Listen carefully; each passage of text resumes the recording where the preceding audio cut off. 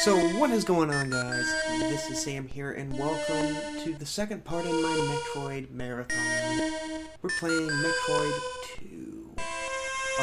So for those of you who may have never seen this game before, or for those of you who have seen this game, you may notice that there's a lot of color here. I am playing a hack of the game. It's still the same game. The only difference is that they add color into the game, so it's fully colored. This is a Game Boy game, so that's why I wanted to do that. So you guys had color. So anyway, apologies if this looks a bit lopsided. Still trying to figure out a way to get the screen to record in a way that's reasonable. Yeah. We got nice music. I may adjust some settings on that. Upsides to this new setup I'm using for recording is that I can actually see how long I've been recording. So, there's that. It's been a long time since I played this version of Metroid. So, to get you started out, the game starts you with the long beam, starts you with bombs, even starts you with missiles. It also starts you at max energy and 30 missiles to start with. So, we won't start out nearly as we could do first. And the enemies do not hurt you that much. I'm doing a bad job of showing off how easy it is to win in this game. But it is still pretty easy. Another thing worth noting, although I'm probably not going to use it because it's just kind of silly, you move faster when morphing into a wall. You actually move faster while in morph ball form, which is okay. Gotta admit, this hack makes the game look way better. Also, Samus can now crouch and fire downward. She still can't morph in yet. That'll be fixed in the next one. But here, it's 8-bit, and it still looks and feels way better than the original Metroid. Again, you guys are getting to enjoy it with color because this is the Metroid. I should probably explain what we're doing here.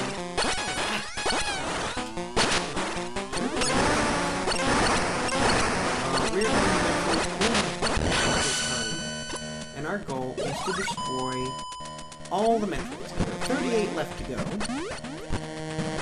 and that one managed to almost kill it. This game also has energy and missile recharge stations, which is nice. But it's a very linear game compared to the first game.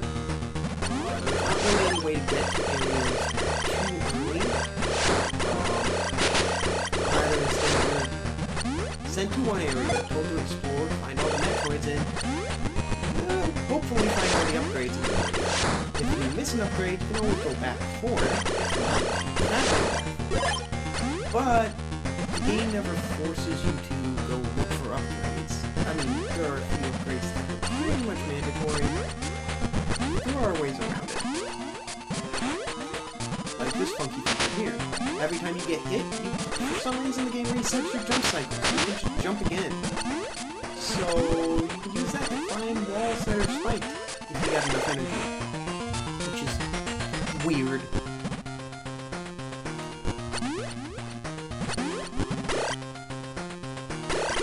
So the way the game limits you is it puts acid in your path that prevents you from going any deeper. Oh, this is the new save station. Goodbye passwords and hello save stations.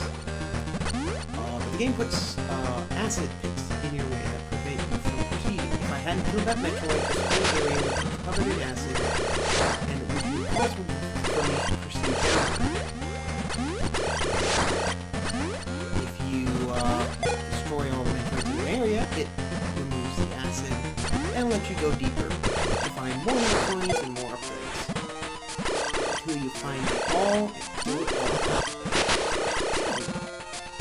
Ow! Sure.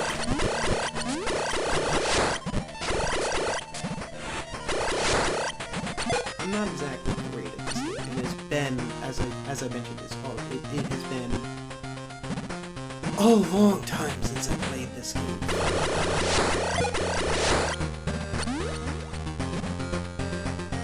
Especially to see it in full color here, it's really nice.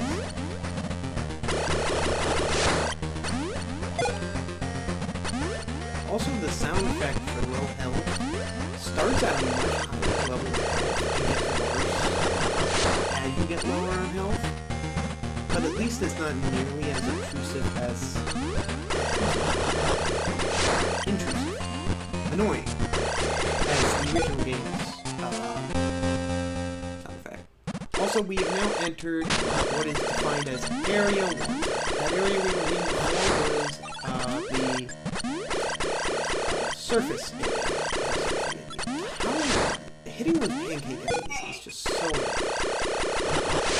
I guess those are the real pancake enemies, but... Anyway, I digress. Another thing is you can have more than 3 shots on screen at a time, so you can actually rapid fire way better than you could in the original. Also, my phone is going off. My parents are leaving work.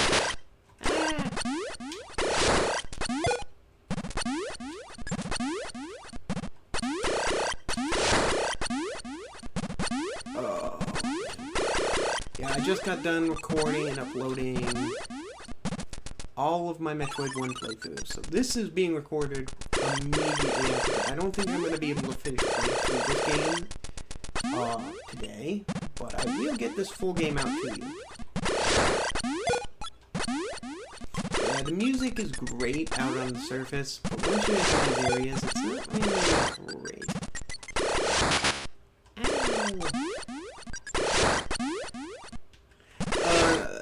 Another thing worth noting, unlike the previous game, enemies don't cheaply hit you through door transitions. There are barely any actual door transitions in this game. There's no blue doors, meaning no doors that you open with green. The only doors that exist are the red doors that you open with missiles. And we're entering a place called the Ruins. There are ruins in almost every area. Almost always have some sort of upgrade sitting in them. Usually multiple upgrades. So we're heading this way to pick up the first upgrade of the game.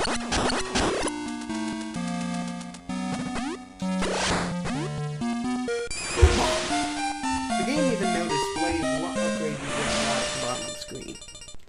I don't know if I'm a big fan of the way it displays your health and missiles at the bottom of the screen, but it's nice. Another thing, missile tanks give 10 missiles in this game. Unlike they did in the first game and almost every other game up to today. 5. My guess is they did that because they didn't really have that many places to hide missiles. Although, with as many missile tanks as there are here in just this first section, you pretty much never have to worry about missiles until pretty much the end of the game when enemies are taking tons of missiles. First energy tank. Similarly to the first game, you can only hold, I think, 6 energy tanks? It might be 7 in this game. But there are more energy tanks out in the world than you can hold, so the odds are you're probably going to find enough to max out.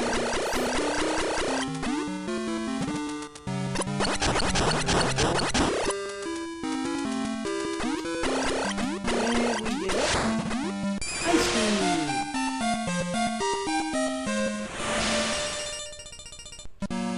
It is slightly slightly less useless than it was in the first game. Namely that it still deals damage even if an enemy is frozen, and it will, I believe it will always freeze an enemy, but it will not unfreeze the enemy if you then hit it again like it did. Another missile tank. You'll notice that unlike the first game, this game is throwing stuff at me. You can sort of get this missile kick if you jump 3 times as soon as you break the block. You get stuck in the lava and thusly you get pushed up. Again, you still can't morph mid-air, so you have to sort of bomb and break it up to certain places. Hey, there's an upgrade there. I can't reach it right now, but I'm sure it's going to be an amazing upgrade.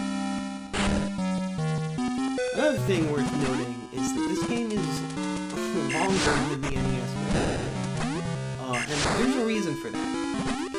The reasoning is that in the NES game, it was designed in a way to make you get lost and force you to take a lot longer to play the game through because you're trying to figure out where you're at and where you need to go. This game is pretty straightforward, so they needed to make the game a lot longer, so there's a lot more upgrades, and these upgrades are pretty neat. Some of them continued throughout the rest of the franchise, some of them not so much. But we're going to check out one that's really cool here. Oh, how are we going to get back up now? Well, might as well keep going down. Oh! Sorry about that. We can get back to playing now. Let me sure I click on screen. Alright, we can get back to playing now. We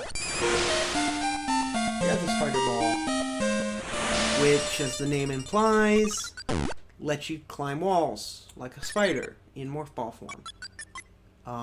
As long as there's no spikes, you can just keep crawling along the walls. It's pretty slow, but it's effective at getting you out of places like that. And you can disable it by jumping or, I believe, pressing down again. It's activated by pressing down while you're on the ground in morph ball form. And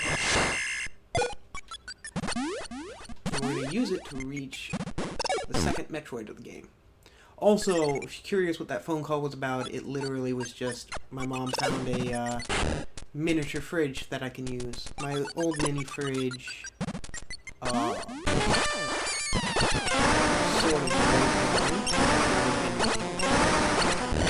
Also, it takes 5 missiles to kill the Alpha Metroids.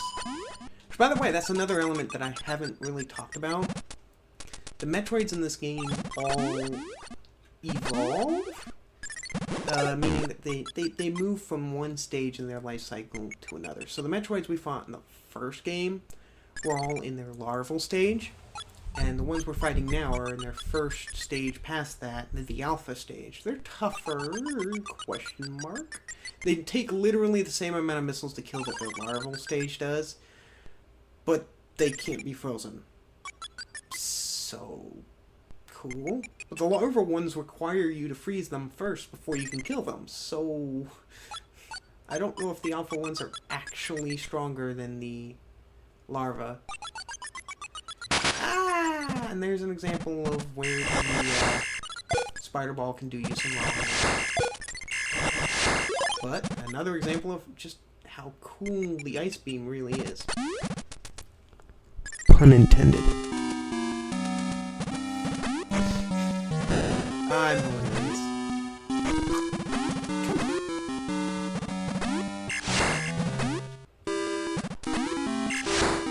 Alright, so normally you get over here and you do, how do I get up here? Spider ball. You don't need to get up here, but there's a bunch of pickups you can get up. So it's really nice. Also, here we are, we're basically still at the beginning. We're 14 minutes into my recording. And I can hold 70 missiles. Make that 80 now.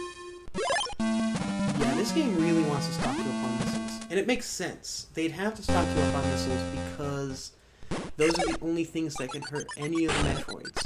No matter what you get, equipment-wise, aside from larval Metroids, nothing else affects Metroids besides missiles. So, it makes sense that the game would want to give you a bunch of missiles. Now we get to leave the ruin section because there are 3 more Metroids in this area. You can tell how many Metroids are left in your area by pausing, which is kind of neat. So, personally, I wish they had like beam swap on instead of doing what the first game did and require you to go back to where you found the beam to pick it up again if you decide to go with a different beam. And we're not going to be using the ice beam for the entirety of the game. We're going to use it for Area 1 and the final area, but there are beams that are better than the ice beam, despite the ice beam being made far more useful. And there you can see that you can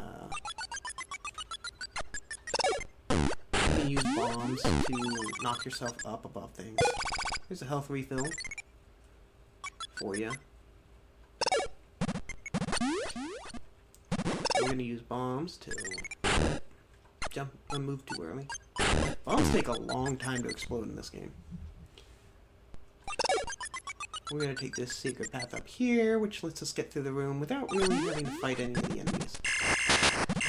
Oh, this is the staple of this game. It likes making you wait as you shoot through sand.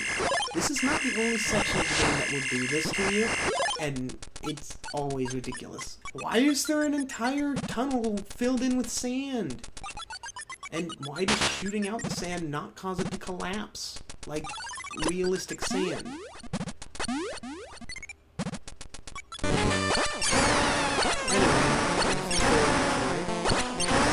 Last 5 missiles, he's dead. They also move way slower than alphas. And they do a lot less damage than alphas. I mean, larvas. Ugh. I gotta stop saying the wrong things. I did that earlier with the final part of my NES playthrough, where I called it the I called it Mega Man. For some reason, I said Mega Man.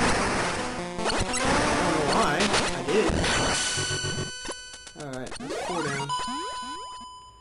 There's 1 left in this area.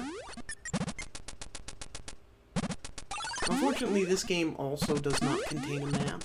Although, it doesn't necessarily need a map for most situations, since, again, this game is pretty linear with what it wants. So I'm thinking if I head right here and then head further right, there's going to be the left. The last of the Metroids in this area is up here. Oh, well, you know what? There's a bunch of weaklings for me to get my health back up. Wonder why.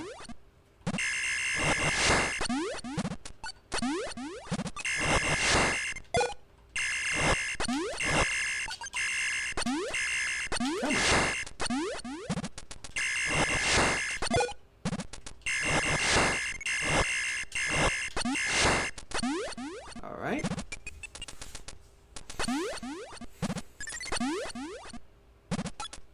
Oh, there you are.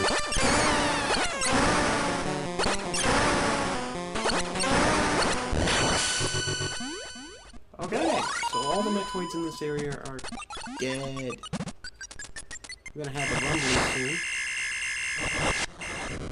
There they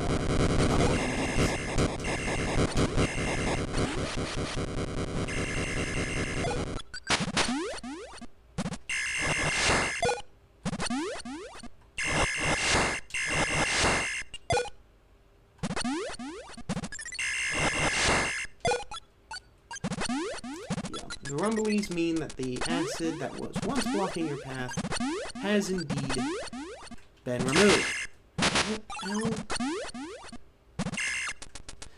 As bad as the knockback was in the first game, I think the knockback in this game is way worse. But here's the thing. In the first game, if you got knocked back, you didn't gain control of your character for like a whole second or two. And you had no way of recovering until you basically hit the ground and you were done moving. This game, you can even use your knockback as an advantage to get an extra jump out, which is great.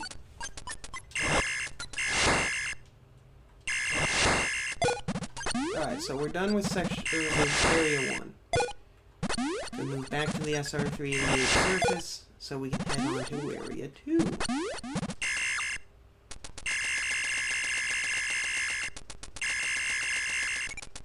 There's a lot of just running back and forth here.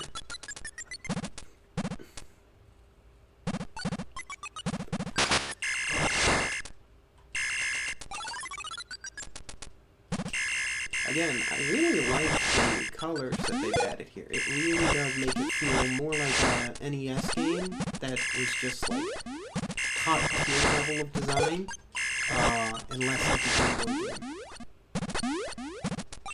But imagine being able to just like take this with you when you're a little kid. I mean, if you are a little kid. But like, for people when this game came out, just the idea of people that like the first one, the idea of being able to take a Metroid game out with you wherever you go and just play it. Now, mind you, Game Boy wasn't exactly the most reliable handheld. It did have a limited battery life, and you couldn't play it in the dark. Because it didn't have a backlit screen. That meant, if you want to play, you sort of had to play in the light and be ready to swap out the batteries whenever you started playing. And that's the asset. You can't go any further than that. So this must be Area 2.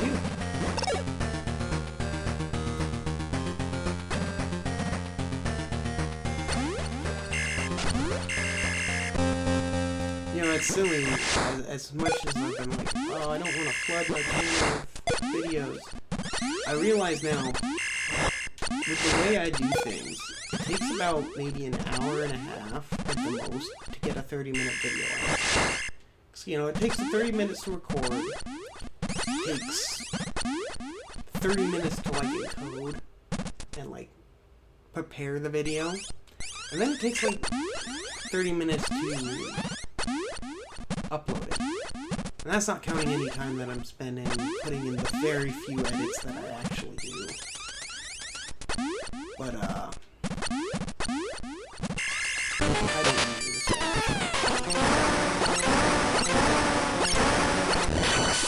That's a random, Metroid that just came out of nowhere.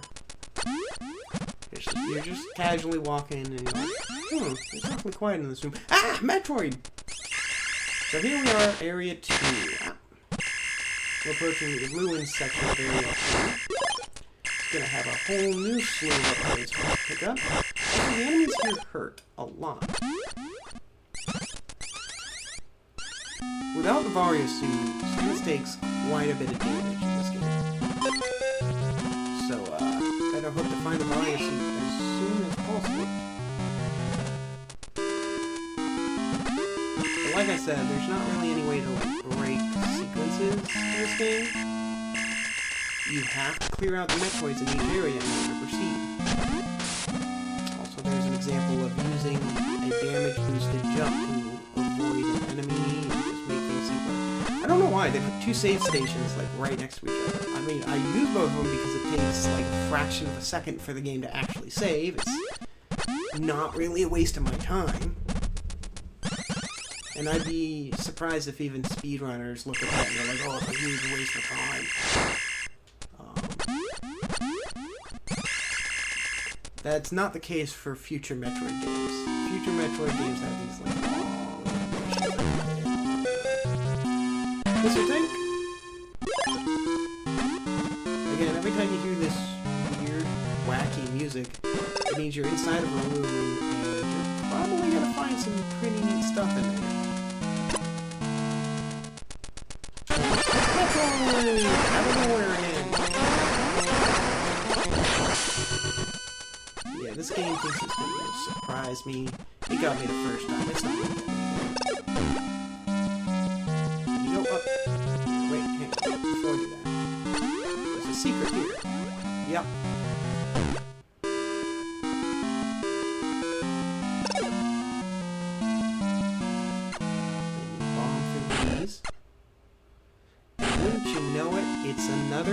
tank.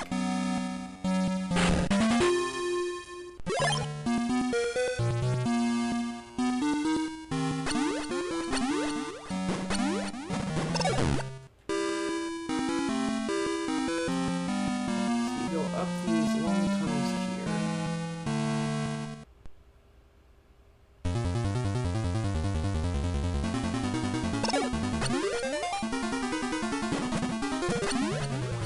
Red door. Man, my phone will not shut up. Hey, this is a scam. There's no item here. Something over here.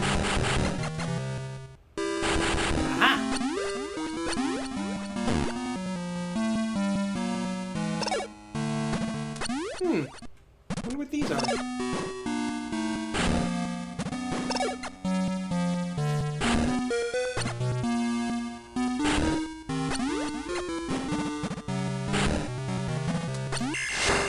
Oh hey, it's the Varia suit! I was just talking about that.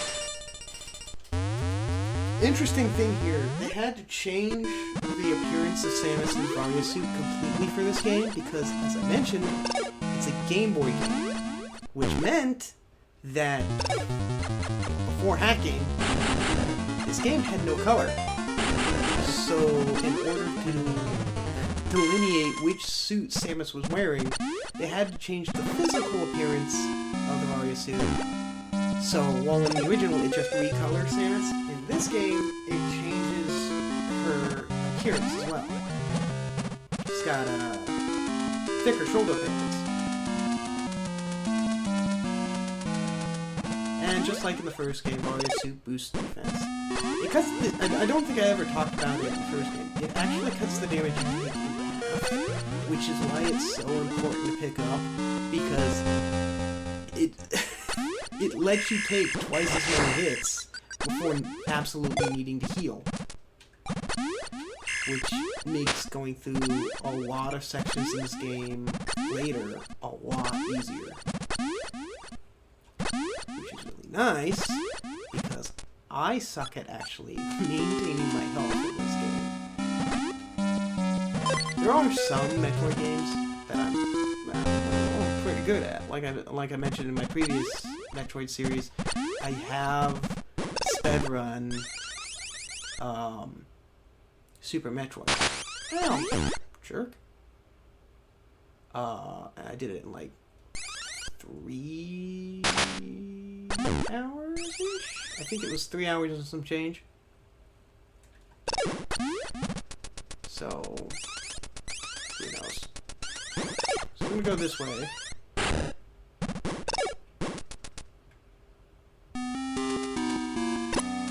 ahead and pull out my missiles, cause Metroid!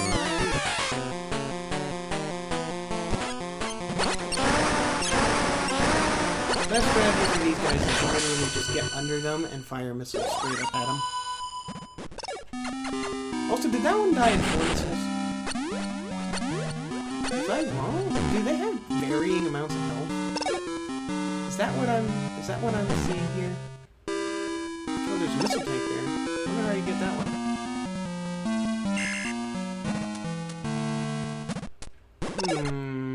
Suspicious wall. Aha! Thought so.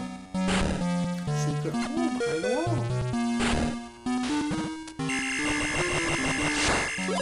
Tough robot.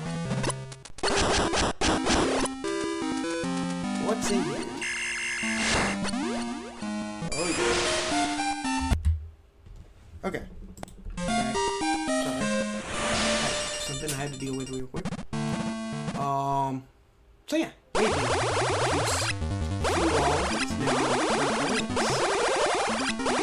Does more damage than the ice beam. It's nice. Just like in the classic. It took off my ice beam though. Anyway, that's all the time I have for this episode. I will see you in part 2. Bye!